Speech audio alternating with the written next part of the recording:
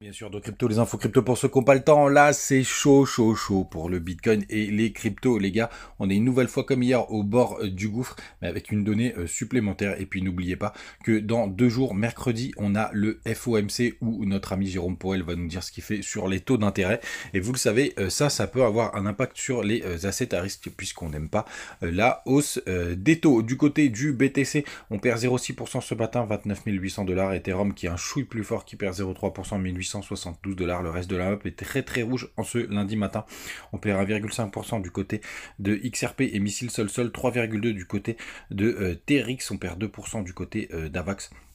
Link qui perd 3%, qui avait pas mal performé ces quelques jours suite à la news, et ICP qui perd 2,4%. Pas très très beau les gars. Hier je vous le partageais sur Twitter, on avait un range dans le range qui était en train de se former.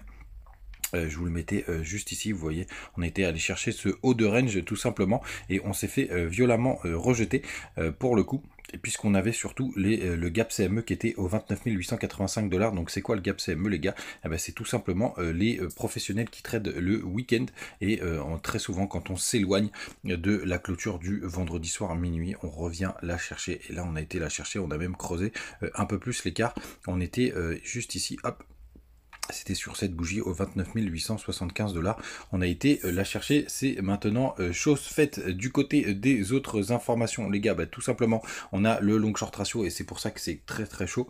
C'est-à-dire le nombre de personnes qui sont en position. Et regardez, il y a pas mal de gens qui sont rentrés en long depuis, on va regarder, hop, depuis cette nuit vers 3h du mat, ce qui a vraiment engendré une belle correction là pour l'instant. Enfin, en tout cas, le retour dans le bas du range pour le coup. Et vous le savez, la majorité ne peut pas gagner. En plus, ça achète de moins en moins sur le spot. Vous le voyez ici avec cet indicateur CVD spot. Vous voyez, ça n'arrête pas de chuter. C'est le nombre de personnes qui achètent. La différence avec les personnes qui vendent. La seule bonne nouvelle, c'est qu'on a les funding négatifs. C'est-à-dire que vous êtes payé si vous êtes en longue. Ça, c'est plutôt une bonne nouvelle, puisqu'en général c'est pour inverser la tendance, mais on voit surtout que qu'on est complètement perdu de ce côté-là. Donc il faut surtout pas, du côté du BTC qu'on vient perdre. Je vous redonne les zones, il faut surtout pas qu'on vienne perdre, ou sauf si c'est juste une petite mèche, les 29 500 $. Sinon ça nous emmènera directement, je pense, hop, on va replacer bien le Fibo de toute la hausse qu'on a juste ici. Les 0,382 sont au 28 869 $. Pour le coup, qui serait la première target, et une autre target vers les juste un peu au-dessous des 28 000 $, et les 0,618 au 27 000 $, qui est la target principale si jamais on vient perdre les 0,382. Donc vraiment attention. On a le même phénomène du côté d'Ethereum, je vous montre directement juste là. Sauf qu'Ethereum, pour le coup, il y a une petite, trendline qui est en train de se former juste ici, qu'on n'aurait même pu prolonger avec toute cette zone ici. On a à retaper dessus samedi. Est-ce qu'on va retaper encore aujourd'hui? On verra bien les gars, mais il va falloir être très vigilant pour le coup à ces fameux quelques jours du FOMC. Et pour le coup du côté du dollar, alors c'est vraiment très intéressant ce que nous fait le dollar, puisque vous voyez, il y avait un gros support qu'on a juste ici, qu'on a breaké à la baisse. Donc un support, c'est une zone où le prix fait plusieurs rebonds, et vous voyez là, juste là, on l'a bien breaké sur cette bougie. Hop. Et là on est en train de faire ce qu'on appelle un pullback potentiel, c'est-à-dire qu'on vient retester ce support sous forme de résistance, c'est-à-dire qu'on remonte et on vient rebondir potentiellement dessus. Si jamais on break cette résistance, c'est-à-dire qu'on aura fait un petit fake out, et pour le coup ça ce serait assez bullish pour le dollar, donc une très mauvaise nouvelle pour les actions, pour les cryptos, etc. Et si jamais on est bien rejeté, on vient confirmer que ce support s'est transformé en résistance. Et pour le coup, on serait rejeté, et ce serait une très très bonne nouvelle, puisque pour tous ceux qui nous rejoignent, quand le BTC, quand le dollar est très très fort, c'est très mauvais pour les marchés à risque tels que les actions et même les cryptos.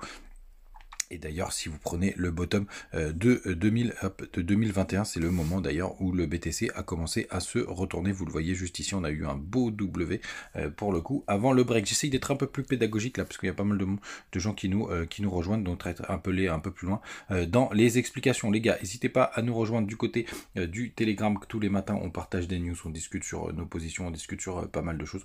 Donc n'hésitez pas à nous rejoindre pour le coup. Et d'ailleurs on va aller regarder les liquidations ensemble, donc ça c'est plutôt une très très bonne nouvelle. Alors qu'est-ce que c'est les liquidations? C'est les zones où il y a beaucoup de stops qui sont positionnés ou des zones où tout simplement où les gens se font liquider, c'est-à-dire qu'ils perdent 100% de leur position, hein. C'est ça, c'est la problématique quand vous faites du levier, et vous voyez il y a un gros pic vers les 30 500 $.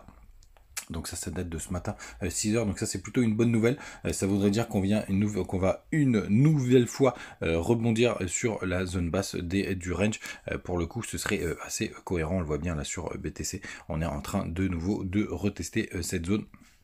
On va voir vraiment ce que ça va donner les gars, mais restez prudents du côté du weekly. Tenez, on va les regarder, on va les jeter un œil au weekly du côté de Ichimoku. Hop.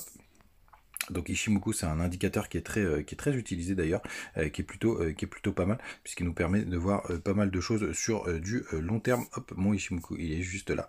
Et pour le coup, non, on est toujours dans le nuage, rien d'intéressant pour le moment. On a le gros support, regardez, qui est assez intéressant. Lui, il est au 28 291 $. Donc ça correspond à pas mal de petites zones. Vous voyez, ça correspond au 0,382 hein, qui a un support très important sur toute cette zone. Si jamais on vient perdre le range, sachez que c'est la première target principale. Les gars, vous savez tout, passez une très bonne journée. On se retrouve comme d'habitude tous les jours, et n'hésitez pas à me rejoindre sur les différents réseaux, Twitter, TikTok, YouTube, Instagram, Telegram, etc. Je vous partage d'ailleurs sur certains des petites news. À demain.